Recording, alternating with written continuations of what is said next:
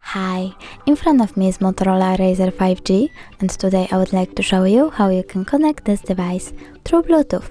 Firstly, open Settings. Now, choose Connected Devices and tap on Pair New Device. Tap on available one that you want to connect to and click Pair. Wait for the other device to accept connection request. As you can see, my device was successfully connected. Thanks so much for watching. If you enjoyed this video, don't forget to leave a like, comment and subscribe. Bye!